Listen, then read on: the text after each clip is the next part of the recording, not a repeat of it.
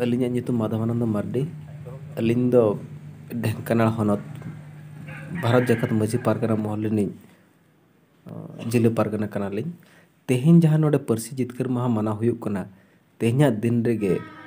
हासा हो जितकर लेना ओना हासा दो ना वेस्ट बेंगल भगतपुर एरिया रे अब सिदो कान्हू और कान्हू मुर्मू तकिन 1855 मसीहा रे अब इंग्रेज सरकार खना लड़ाई कते तेहें हासा किन जितकर ले तहन ओनाते तेहें दिन दो ना रस्क सतला ते को मनावेआ और निया दिन रेगे तेहें 22 दिसंबर दिन रेगे परसी हो अब भारत सरकार 2003 मसीहा रे स्वीकृति एमादे तहने ओना इदी कते तेहें ढेंकानाल जिला रे अब अड़ी रस्क तेले मनावेआ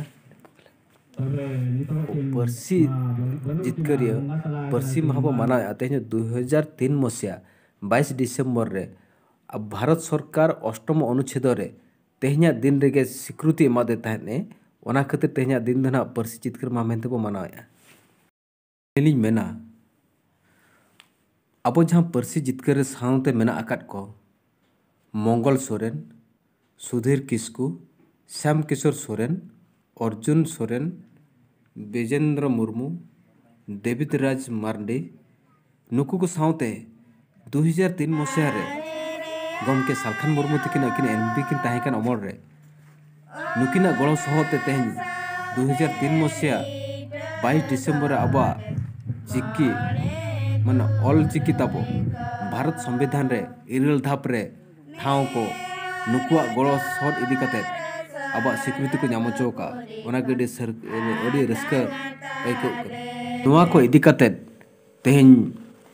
आले दो अडी रस्क सतला दिन कना ओना से सानाम जमा ढेंकानाल रे जहाँ तीना हनत रे मेना आकाद को मजी को पारगना को जतो होला मन को मिन कते तेहें आले परसी जितकर महले मनावेआ तेहें आले ओनागे ढेंकानाल हनत रे सानाम मजी बाबा को पारगना बाबा को और भारत जाकत मजी पारगना नवा उयहर दोहोका 2025 जहाँ पंडित रघुनाथ मुर्मू तकिना परसी साय शर्मा पूरा लगे तेहें जहाँ गेले बिली लगे जहाँ किन उयहर की दोहोका ओना आले 2025 सुधा निहाती